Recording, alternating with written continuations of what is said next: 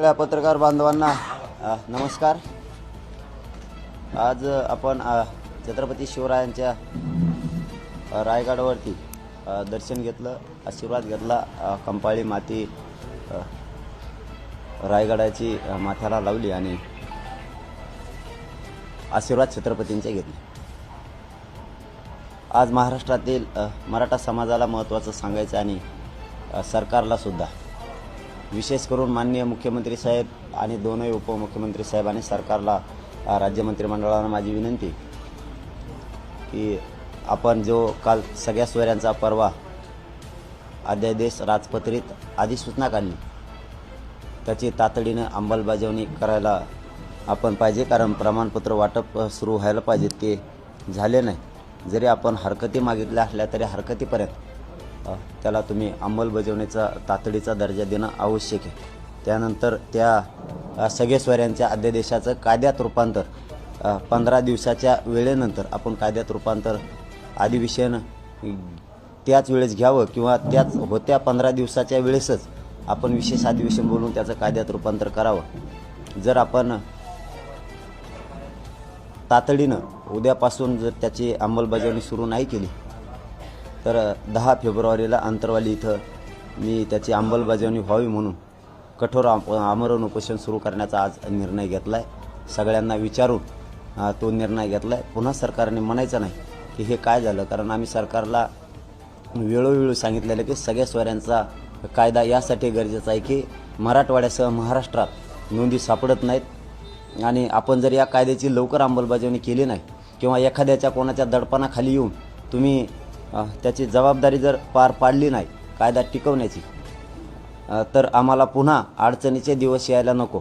म्हणून एकतर नोंदी मिळत नाहीत, आपली समिती कामही करत नाही, समितीला मुदत वाढ दिलेली असूनही समिती काम करत नाही आहे। आत्ताची ती परिस्थिती की समिती काम करत नाही आहे। नाविलाजास्तव तुम्हाला त्या कालच्या सगळ्या सोयऱ्याच्या अध्यादेशाची आपण अंमलबजावणी तातडीनं करून ते सगळ्या सोयऱ्यांना ज्याची कुणबी नोंद मिळाली त्याच्या सगळ्या सोयऱ्यांना प्रमाणपत्र वाटप होणं अत्यंत आवश्यक आहे आणि त्याच्या परिवाराला पण ज्याची नोंद मिळाली त्याच्या परिवाराला पण।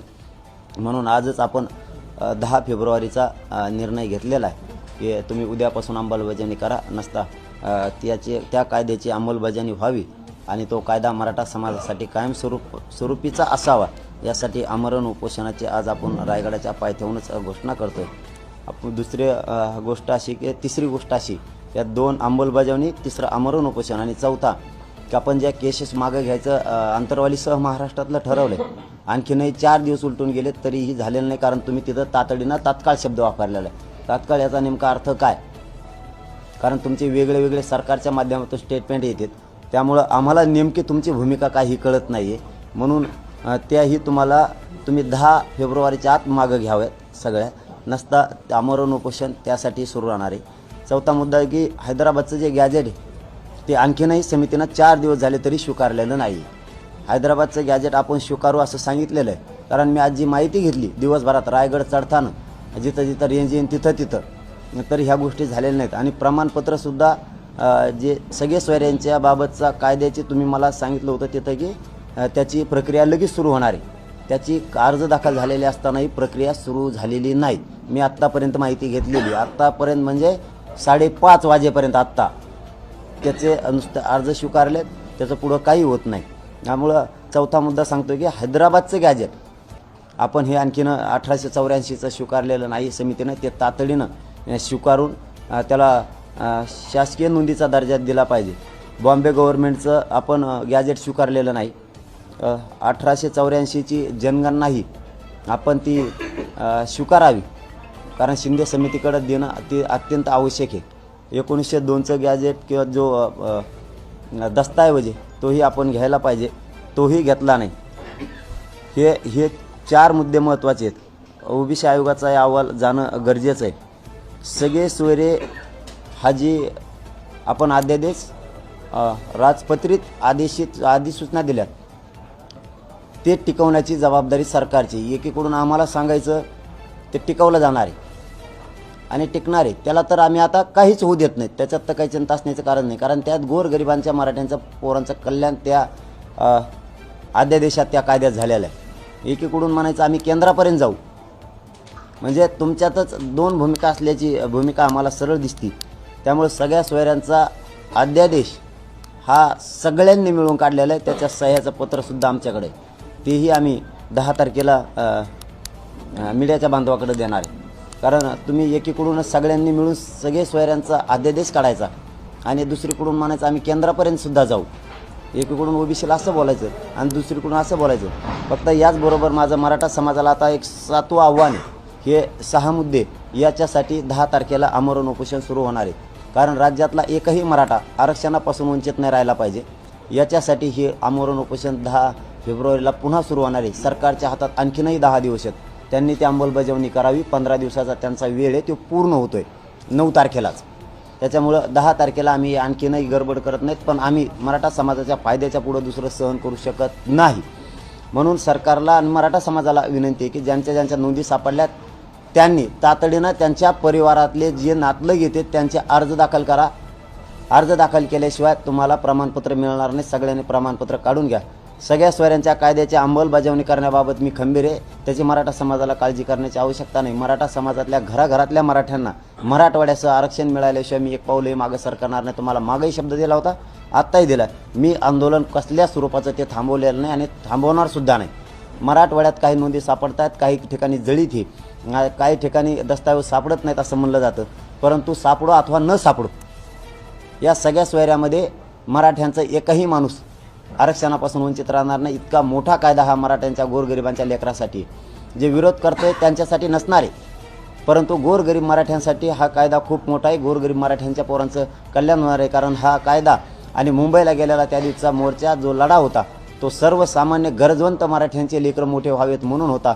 आणि आता त्यांच्यासाठी कायदा पारित झालेला आहे, त्याला धक्काही लागत नाही. आपणही या प्रेसच्या माध्यमातून महाराष्ट्रातल्या सगळ्या अभ्यासकांना मी हात जोडून विनंती करतो की तुमचे म्हणणे, सोयरे ही व्याख्या याची तुम्हाला तुमच्या पद्धतीनं काय 2 ओळीत द्यायची ते म्हणणं तुम्ही त्या 15 दिवसात मांडावं, जेणेकरून तो कायदा मजबूत होईल आणि आपल्या मराठ्यांच्या पोराचं कल्याण होईल. आता याच्या पलीकडचं सांगतो आणि थांबतो की पुढं काय होईल काय नाही आम्हाला नाही माहीत, परंतु मराठा समाजाला आरक्षण दिल्याशिवाय मी त्यांचा मुलगा म्हणून महाराष्ट्रातल्या गोरगरिबांच्या मराठ्यांच्या पोराची पाठीशी खंबीर उभा राहणार आहे. प्रत्येकाला आरक्षण मिळाल्याशिवाय मी हटणार नाही. कोणात गैरसमज कोणी करून घ्यायची गरज नाही, हे मराठ्यांनी लक्षात ठेवावं. आणि सगळ्यांनी पुन्हा तशीच आहे तीच एकजूट ठेवावी. मराठ्यांना आरक्षण मिळाल्याशिवाय आणि सगळे सोयऱ्यांच्या कायद्याची अंमलबजावणी 15 दिवसाच्या आत केल्याशिवाय मी थंड बसणार नाही. शब्द महाराष्ट्रातल्या मराठ्यांना देतो आणि थांबतो. आपल्याला काय विचारायचं? 16 फेब्रुवारी अधिसूचनावर हरकती सूचना आक्षेप घेण्यासाठीची वेळ आहे. मग आता तुम्ही उद्यापासूनच सेटमेंट द्या असं म्हणताय, मग ते कुठल्या कायद्याच्या चौकटीत देणार ते त्यांनी ठरवावं.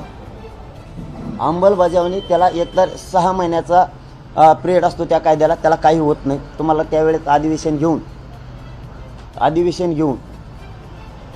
तुम्ही तो कायदा पारित करू शकता.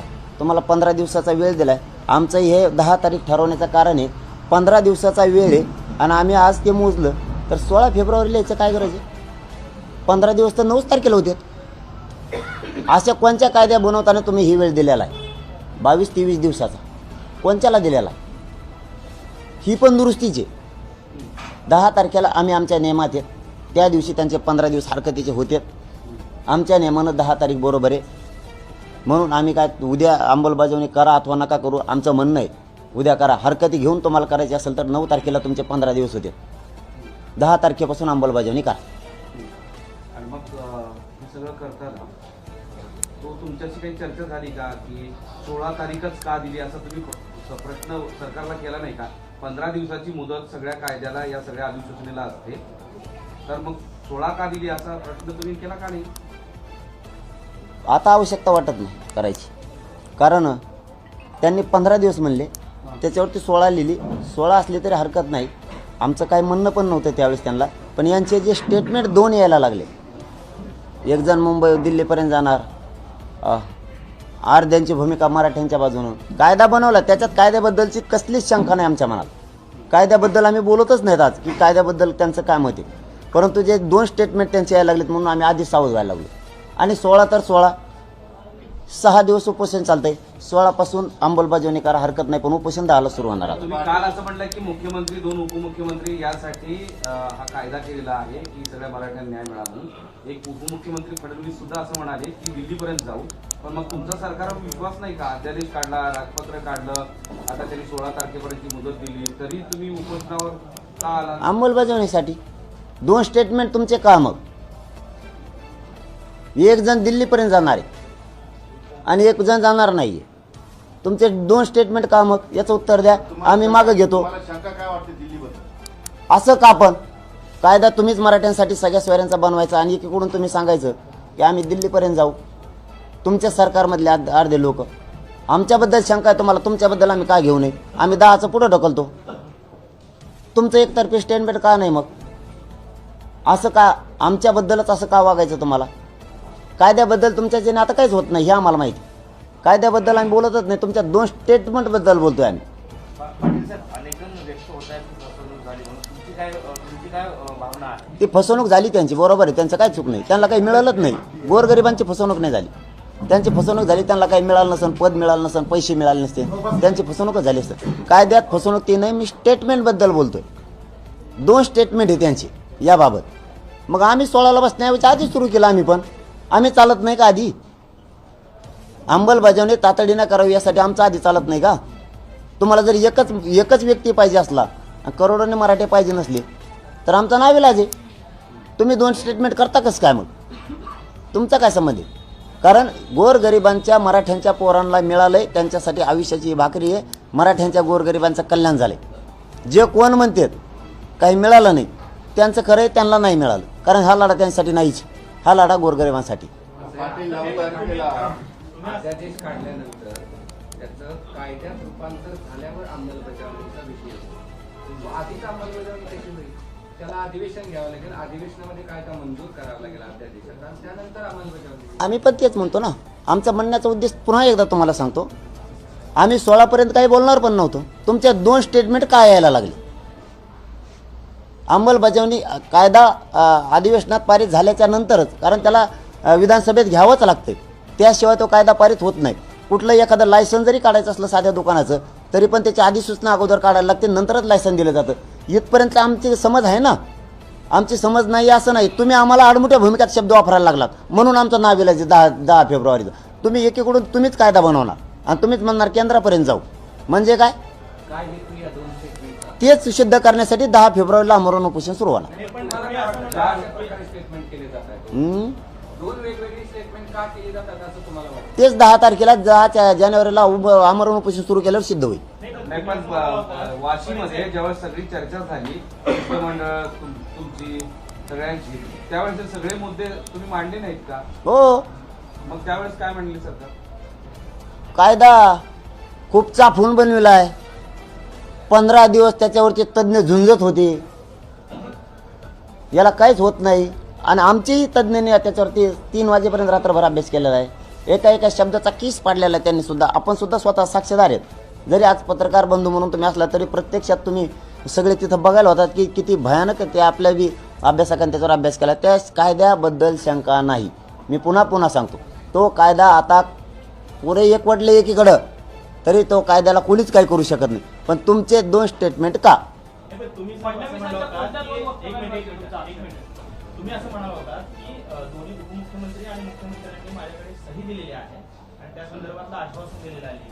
मग आता देवेंद्र फडणवीस हे नाव घेऊनच बोलायचं झालं तर देवेंद्र फडणवीस म्हणताय की ओबीसी आरक्षणात सरकार आपण येणार नाही, गरज पडली तर माझ्यातून होत नसेल तर मी वरिष्ठांकडे जाईल. म्हणजे सरकारमध्ये देखील आता या मुद्द्यावरून दुमत झालेलं पाहायला दुमत झालेलं आहे का?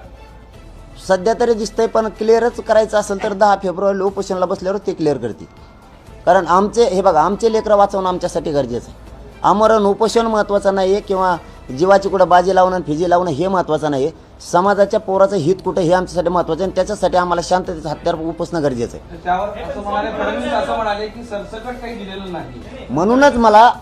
म्हणूनच आमचं असं म्हणणं आहे आता की तुमचे 2 स्टेटमेंट येतात, त्याबद्दल आम्हाला सावध राहणं आहे. कायद्याबद्दल काही होत नाही. कायद्याबद्दलचा गैरसमज पसरण्याची कोणाला गरज नाही. मी मीडियाच्या माध्यमातून पुन्हा महाराष्ट्रातल्या मराठ्यांना सांगतो, जो सगळ्या सोयऱ्यांचा अध्यादेश झाला आहे त्याला कोणी काहीच करू शकत नाही.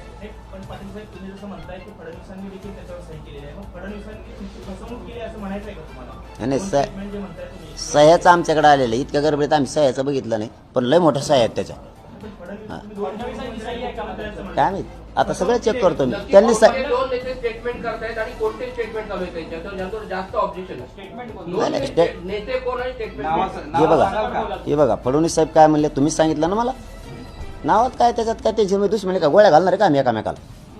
त्यांनी म्हणलेत की आम्ही काही झालं तर आम्ही केंद्रापर्यंत जाऊ. म्हणजे एकीकडून आम्हाला तुमचा माणूस तुमच्या सह्याचं पत्र देतोय, त्याच्यावर सही आहे का नाही मी आणखीन कोणाकोणाचं बघितलं नाही, पण लय मोठ्यात मी बघतो त्याच्यावरती. आणि तुम्ही दुसऱ्याच दिवशी उगवून द्यायचा दुसरा दिवस आणि तुम्ही म्हणायचं मी केंद्रापर्यंत जाईन. म्हणजे काय मराठ्यांची गरज नाही तुम्हाला, एकाच ऐकून तुम्हाला मराठ्यांचं वाटोळं करायचं. आणि ह्या कायद्याला महाराष्ट्रातल्या मराठ्यांना पुन्हा सांगतो गैरसमज नको. कायद्याला कोणाच्याच याने काहीच होत नाही. फक्त 2 स्टेटमेंटबद्दल हे वळणावर नीट आणण्यासाठी ही 10 तारखेची घोषणा करावी लागते मला. मी केली, आता मी मागं सरकत नाही. ओबीसी नेत्याला सरकार घाबरतंय अशी भीती तुम्हाला वाटते का? त्यांची त्यांना माहिती घाबरेल काय गळ्यात काट टाकून हिंड आणि त्याचं आम्हाला काय करायचं. घाबरू नाही तर तिकडे त्याच्या संग बाजाराला जाय म्हणा, आम्हाला काय देणं घेणं नाही त्याचं. भीती कशाची वाटते? 2 स्टेटमेंट का फक्त त्या स्टेटमेंटमुळे 2 स्टेटमेंट का एकीकडून एकाला द्यायचं आणि एकानं असं करायचं. पुन्हा मग मी त्याच दिवशी सांगितलं होतं गुलालाचा अपमान होऊ द्यायचा नाही, तुम्हाला जड जाईल. हा अध्यादेश काढताना कॅबिनेटला विश्वासात घेतला गेलेला नाही, मुख्यमंत्र्यांनी विश्वासात घेतलेलं नाही भुजबळ म्हणतात. त्याला काय माहिती हिंडत इकडे तिकडे हे घेतलं नाही, याला विश्वासात घेतलं नाही, त्याला घ्यायचं. तू विश्वासात घेतलाय की जाई का आमचं. कायदा करताना तुम्ही शब्दाचा किस पाडला असं म्हणता, खालच्या सह्यांचा किस पाडा करायला सह्यात बघितलं नाही मला दिल्या महा डोकं जास्त व्याख्यावर होतं आणि आमच्या अभ्यासकाचं पास सह्यात काहीच गुतलं नव्हतं आमचं त्या दिवशी. त्यांनीच सांगितलं ह्या सह्यात व याच्यावर थांबत का म्हणलं तिकडे फेकून देत्या. सह्यावर नसतो थांबत आम्ही, तुम्हाला राजपत्रित त्याचा तो जो वाद्यादेश तो काढायला लागणार आहे. आम्हाला कायदा पाहिजे, कायद्याशिवाय आम्ही मराठी मागं जाणार नाही, त्यासाठी आले. आणि मराठ्यांनी कायदा घेतला त्याच वेळेस मागं गेले. याची अंमलबजावणी सुद्धा होणार आहे, त्यात गैरसमज नाही. फक्त 2 स्टेटमेंट का आणि अंमलबजावणी तातडीने करावी यासाठी. कारण अंमलबजावणी जर तातडीने झाली तर आमच्या लोकांना सगळ्या स्वरांना प्रमाणपत्र काढायला अडचण येणार नाही. 16 तारखेचा किस नाही पडला का? मग 16 तारखेचा काय 16 तारखेचं कुणाच्या लक्षात नाही का? आहे ना. मग ती 16 तारीख का दिली का त्यावेळेस नाही झालं? नाही काय गरज नाही ना, त्याची पाडायचीच नाही. 2 स्टेटमेंटचा बद्दलचा विषय आहे. ती पाडायचाच नाही आम्हाला. 16 तारीख का दिली? याचा अर्थ काय लावायचा याचा?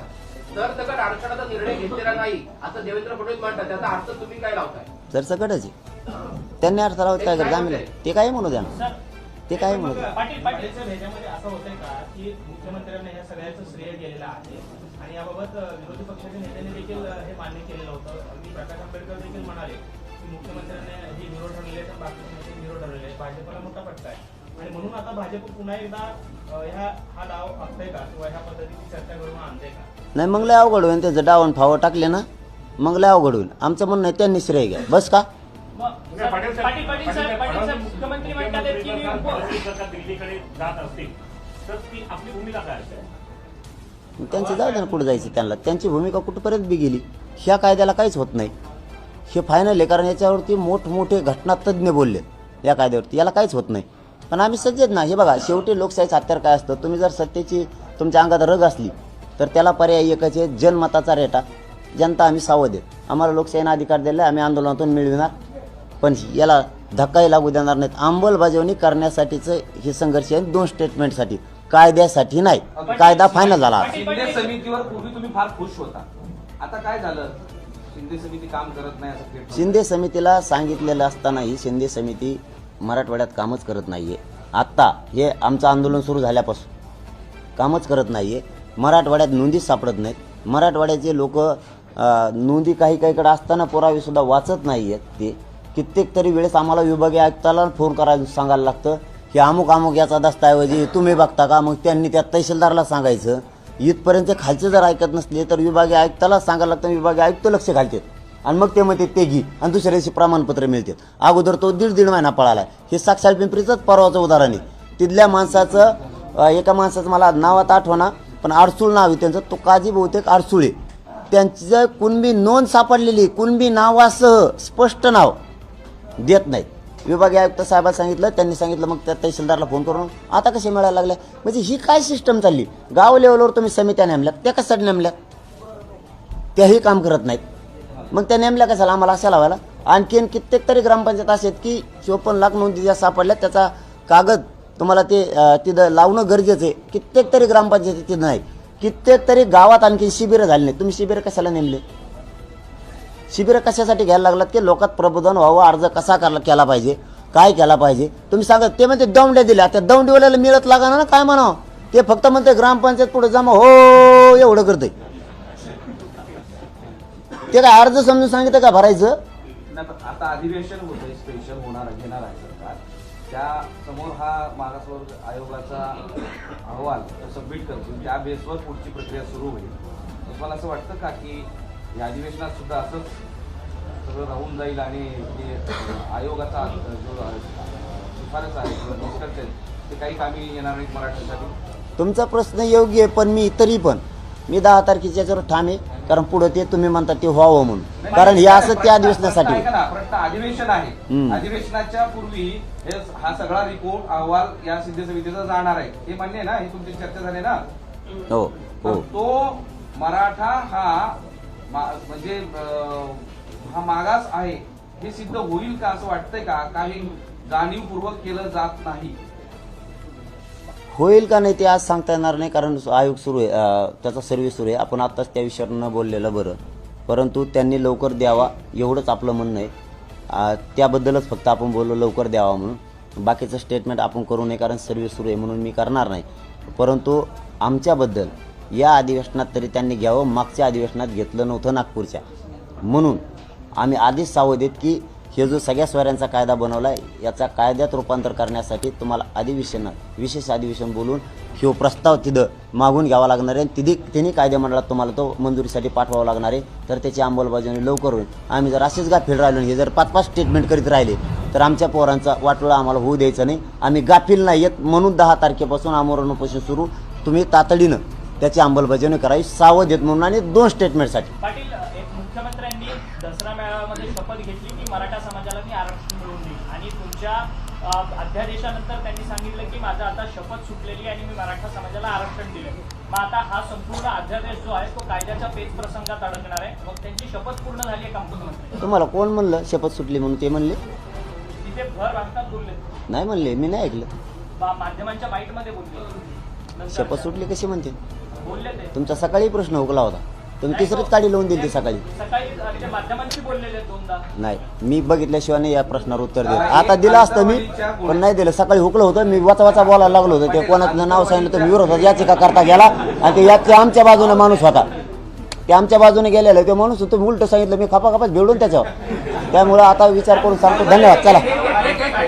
अंतरवालीच्या गुन्ह्याबाबत पहिल्या उपोषण, दुसऱ्या उपोषण, दौरे या कालच्या आंदोलनापर्यंत टोलवाटोलवी होते असं वाटतं. हो, म्हणून त्याच्याबद्दल तुमचं काय? म्हणून त्या कामाला जरी 16 तारखेला अंमलबजावणीचा वेळ असला म्हणणं मांडण्याचा, तरीही त्या केसेससाठी आमरण उपोषण आम्हाला 10 तारखेचं करणं गरजेचं आहे. एकाचं स्टेटमेंट त्याच्यात वेगळं आणि एकाचं दुसऱ्याचं वेगळंच. आम्हाला त्याच्यातून आता पारदर्शक पाहिजे. नेमकं तुमचं याच्याबद्दल म्हणणं काय? नाही, काही वेळ मर्यादा सांगितली होती का की या काळापर्यंत हे गुन्हे मागे घेतले जातील? काय त्यांनी काय सांगितलं होतं ते? त्यांनी सांगितलं होतं 4 दिवसात मागं घेऊ. त्याला झाले 3.5 महिने, म्हणजे 22 दिवसाचा 1 दिवस आहे त्यांच्यात. म्हणून हे 10 तारखेचं आमचं उपोषण आमच्या समाजाच्या फायद्याचं आहे. येणाऱ्या अधिवेशनात कायदा पारित करण्यासाठी आणि केसेससुद्धा मागं घेण्यासाठी हैदराबादचे गॅजेटसुद्धा लागू झाले पाहिजेत. यासाठी नुसता हो आणि ते हो जमणार नाही. आता तर आमचा खरा फायदा या कायद्यात झालेला आहे. एवढं एकच काम पक्क झालेलं आहे. पण मला सांगा, 1884 आणि 1904चा जो गॅजेट आहे आणि तुम्ही म्हणताय बॉम्बे गॅजेट, त्याच्यासाठी काही कालमर्यादा सांगितली एवढ्या वेळापर्यंत त्याचं हे करू काहीतरी तुम्हाला? 2 दिवसात घेऊ म्हणले ते काय 2 दिवसात घेऊ? ते काय साधा विषय असं म्हणते ते सरळ. ते काय 2 दिवसात विषय ते सोडा. हो, मराठा आंदोलनामुळे ओबीसी आणि मराठा असा महाराष्ट्रात वाद निर्माण होतो, याबद्दल काय म्हणणार? आम्हीच ओबीसी वाद कोणा संग करता?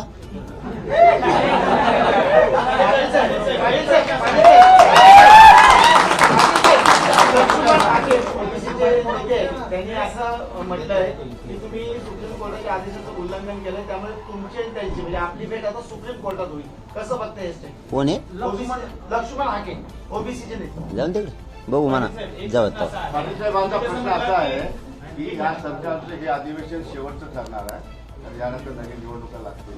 तुम्हाला अशी भीती वाटते का की अध्यादेश केला त्याचं कायद्यात रूपांतर राहिले, बाकी इतर सगळ्या मागण्या राहिल्या, तर हे शेवटचं अधिवेशन त्यासाठी सरकारवर दबाव निर्माण करण्यासाठी तुम्ही पुन्हा उपोषणावर बसताय? कारण हे अधिवेशन संपलं तर बाकी तुमच्या मागणीला काही अर्थ राहणार नाही, दबाव निर्माण करण्यासाठी नाही हे उपोषण करत मी, आणि भीती वाटते म्हणून पण नाही.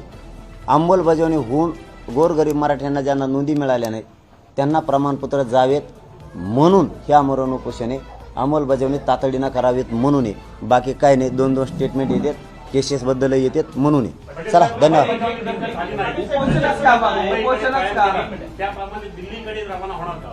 नाही इतका लांब काय जायचं, कारण ह्यो महाराष्ट्र राज्याच्या अधिकारातला ओबीसी आरक्षणातला विषय, त्यामुळे केंद्राच्या अधिकारातला हा विषयच नाही. तिकडे जाऊन काहीच उपयोग होणार नाही. मला सांगा, 2 उपोषण पाटील 7 तारखेला काही बैठक वगैरे ठरली आहे का? हं? 7 तारखेला काही बैठक वगैरे ठरली आहे का? नाही काहीच नाही हो. नाही 7ला नाही, पण 10ला आमची पण आहे अभ्यासकांची अंतरवालीतच. पाटील साहेब, तुम्ही असं म्हणताय की 2 प्रकरणामध्ये आता फसवणूक झाल्याचं पाहायला मिळते. एक म्हणजे मुख्यमंत्री देवेंद्र फडणवीस वेगळं बोलतात, मुख्यमंत्र्यांनी गुलाल लावला आणि तो गुलालाचा अपमान करू नका, म्हणजे ही एक फसवणूक वाटते. आणि दुसरी म्हणजे गुन्हे मागे घेण्याबाबतचे तुम्ही देखील ते बोललात की 3.5 महिन्यापूर्वी तरी शब्द दिला होता, आणि आता पुन्हा फडणवीस वेगळं बोलतायत की जे जाळपोळ झाले, कुणाला इजा पोचवले तर ते गुन्हे मागे घेतले. म्हणजे सरकारने वेगवेगळ्या पद्धतीने एकीकडून गोड बोलायचं, एकीकडून वाकडं बोलायचं, असं काही करून तुमची फसवणूक केली अशी भावना तुमच्या मनात आहे का? हा, ते मोडी लिपीसारखंच वाकडं बोलत येत, त्यामुळे ते 10 तारखेला कार्यक्रम आहे. पण मी खरं सांगतो, मी आमच्या इकडच्या बांधवांना माहिती आहे, मी खोटं नाही बोलत, पण रायगडाच्या पायथ्यात सांगतो, देवेंद्र फडणवीस साहेबांवरती आत्ताही विश्वास आहे आमचा. फक्त ते 2 स्टेटमेंट एकाएकीच कमी करतात, मग ते मिळ लागत नाही आम्हाला. एकाएकीच करतात ते, नाही तर त्यांच्यावरती सुद्धा विश्वास, पण ते एकाएकी त्यांना काय होतंय काय माहिती. त्यांचा मोर्चा बघितला की लगेच बदलत, आमचा बघितला की बदलत, असं काही का करू. मोर्चा कोवर सुरू ठेव काय म्हणजे असंच लफडं. पण मग आता तुम्ही ह्या जे काही 10 तारखेपासून आंदोलन सुरू करताय, हे शेवटचं किंवा अंतिम टोकाचं असेल असं हा, हे शेवटचं आता हे शेवटचं अंमलबजावणी त्या कायद्याची करण्यासाठी, कायदा बनलाय त्याचं कायद्यात रूपांतर करण्यासाठी हे शेवटचं उपोषण आहे. आणि या सगळ्या मागण्यासाठी एकदाच तुकडा आता. नाही 2 उपोषणानंतर तुम्ही मुंबईकडे गेला, तसं उपोषणाऐवजी दुसरा काही आंदोलनाचा मार्ग नाही का? नाही काय गरज नाही. मराठी काय चीज है, सबके ध्यान में आया भाई आप. आता डबल बम्बई को जाने की जरूरत नहीं, तुम देखत मजा कशी आती आहे. हे उपोषण हिंदी सुधारून घेणार आहे मी. मागच्या आंदोलनाच्या वेळेस असं म्हणाले होते की तुम्ही उपोषण अंतरवालीमध्ये करणार आणि प्रत्येकाला गावागावामध्ये उपोषण करायला सांगितलं होतं किंवा आंदोलन करायला सांगितलं होतं, गावबंदी करायला सांगितलं वगैरे वगैरे वगैरे वगैरे. तोच सिद्धांत, तेच नियम आता या उपोषणापासून सुरू असतील का फक्त तुम्ही करा त्याच्याबद्दल? यावेळेस आंदोलनाचे 5 टप्पे असणार, ते तुम्हाला आत्ताच नाही सांगणार मी. 9 तारखेच्या 8 तारखेच्या प्रेसमध्ये सांगणार, पण टप्पे 7 असणार आहेत. हो, आणि 7ही टप्पे सरकारला घेणारेच असणार आहेत. तुमच्या आंदोलनात टप्प्याला फार महत्व असतं. हो, कारण मी या आंदोलनात सुद्धा टप्पे टाकले होते. कोण गळाले की लगेच माघारी, घरी गेले की दुसरी तिथे येऊन बसणार. तुमचा कसा नौकर वर्ग येऊन बसतो तसं, सकाळी 1 संध्याकाळी 1. आम्ही 20 असे टप्पे पाडले, तुम्ही 4 बाजून घेरलात, आम्ही 10 बाजून घेणार होतो. आणि तेच सरकारनं ओळखलं, आणि गोरगरीब मराठ्यांचे लाखानं कोटीनं पोरं मुंबईत गेले, आणि सरकारनं तो कायदा पोरांच्या हातात दिला. म्हणजे मराठ्यांच्या गोरगरिबांसाठी हा कायदा प्रचंड मोठा आहे आणि महत्त्वाचा आहे भविष्याचा. याची अंमलबजावणी करणं गरजेचं आहे. अंमलबजावणीसाठी हे आमरण उपोषण आहे 10 फेब्रुवारी. रायगडावर शिवाजी महाराजांना भेटण्यासाठी वर गेले, पुन्हा पायी चालत आले अनवाणी. म्हणजे तुम्ही गेल्या 5 महिन्यापासून आंदोलन करताय का? महाराजांनी संदेश दिला तुम्हाला? नाही काय मला माहीत नाही, परंतु डबल महाराजांची भेट माझी होईल नाही मला माहीत नाही. परंतु आणि समाजाची या मागण्या पदरात टाकायच्या, समाजाची अंमलबजावणी, बस एवढंच करायचं. धन्यवाद.